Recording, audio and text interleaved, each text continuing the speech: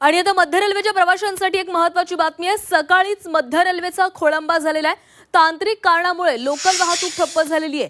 कुर्ला ते सायन दरम्यान लोकलचा खोळंबा झालेला आहे। काही ट्रेन कुर्ला स्टेशन मध्येच रद्द करण्यात आलेल्या आहेत। तर सकाळीच मध्य रेल्वेचा हा मोठा खोळंबा झालेला आहे। तांत्रिक कारणामुळे लोकल वाहतूक ठप्प झालेली आहे। कुर्ला ते सायन दरम्यान लोकलचा खोळंबा झालेला आहे। ट्रॅकवर सगळे प्रवासी उतरून आता पुढच्या प्रवासाला निघालेले आहेत। बराच काळ ही ट्रेन तिथंच थांबून आहे। काही ट्रेन कुर्ला स्टेशन मध्येच रद्द झालेल्या आहेत।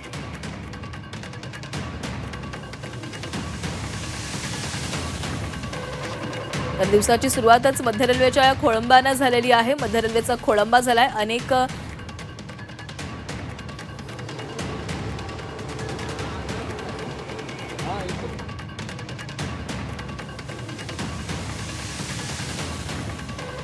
तर प्रभादेवीच्या इथे रेल्वे पुलाचं काम सुरू आहे आणि याचमुळे मध्य रेल्वेचा हा खोळंबा झाल्याचं कळतंय।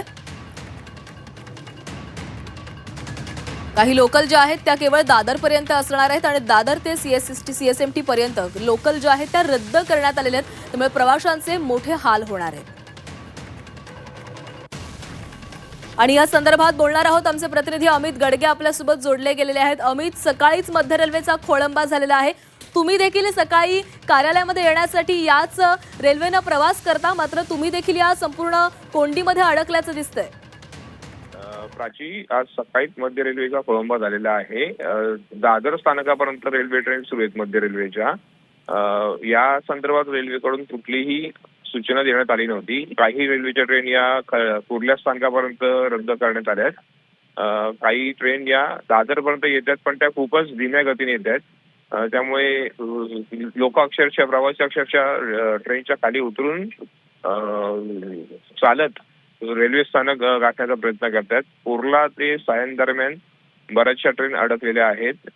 दादरपर्यंत काही ट्रेन येत आहेत। एक्सप्रेस आणि मेल यांची सेवा मात्र सुरळीत चालू आहे। फास्ट ट्रेन आणि स्लो ट्रेन या गाड्यांची पूर्णपणे खोळंबलेली आहे। त्यामुळे प्रवाशांचे खूपच हाल होत आहेत।